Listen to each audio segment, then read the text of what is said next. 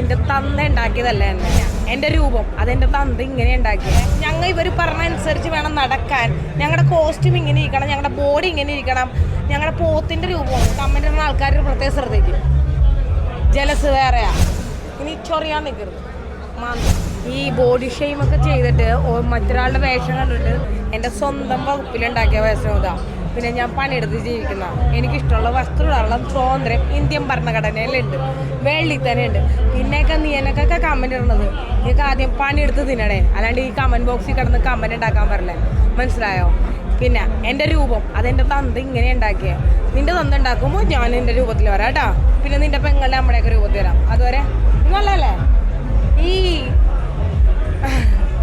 Comment ഇടുന്ന ആൾക്കാർക്ക് അവരുടെ അപ്പനെ ഉണ്ടാക്കിയാണ് ഞാനെന്നുള്ള, അല്ലെങ്കിൽ മറ്റുള്ളവർ ഈ രേണു ശ്രുതി ഉൾപ്പെടെയുള്ള ആൾക്കാരൊക്കെ അവരുടെ തന്ത ഉണ്ടാക്കിയതാണ് ഞങ്ങളെന്നുള്ള മൈൻഡാണ്. അപ്പോൾ അങ്ങനെ കമൻ്റ് ഇടുന്ന ആൾക്കാരോട് പറയാനുള്ളതാ, നിൻ്റെയൊക്കെ തന്ത ഉണ്ടാക്കുമ്പോഴത്തേക്കും ഞങ്ങൾ നിങ്ങൾ പറഞ്ഞ അനുസരിച്ച് നടക്കാം കേട്ടാ.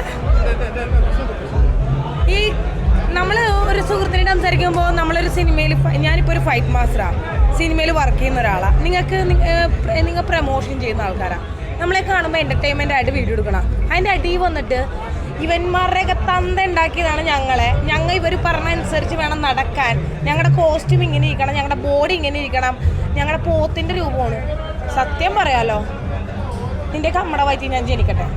തന്തക്കൊളിയും തള്ളക്കൊളിയും എനിക്ക് പറയാൻ വലിയ പുത്തിരിയൊന്നുമല്ല. പക്ഷെ എന്താണെന്നറിയോ, മറ്റുള്ളവരെ പോലെ പച്ചക്കിളികളൊക്കെ നല്ല ഇങ്ങനെ വിളിക്കണം എനിക്കിഷ്ടം. അപ്പോൾ അതുകൊണ്ട് കമൻ്റ് ഇടുന്ന ആൾക്കാർ പ്രത്യേകം ശ്രദ്ധിക്കും. ജലസ് വേറെയാ, നിൻ്റെയൊക്കെ അല്ല.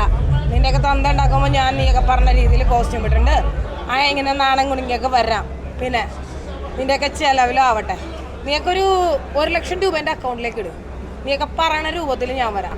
പക്ഷേ കമൻറ്റ് ബോക്സിൽ വന്നിട്ട് പറയുമ്പോൾ നിൻ്റെയൊക്കെ അഡ്രസ്സ് അപ്പം എടുത്ത് നിൻ്റെയൊക്കെ വീട്ടിൽ വന്ന് നിൽക്കും. എന്നിട്ട് പറയും, തന്തനോട് വയ്ക്കും, നീ ഉണ്ടാക്കിയോടോടാ എന്നെ, നിൻ്റെ മകൻ പറഞ്ഞ രീതിയിൽ ഞാൻ നടക്കാൻ.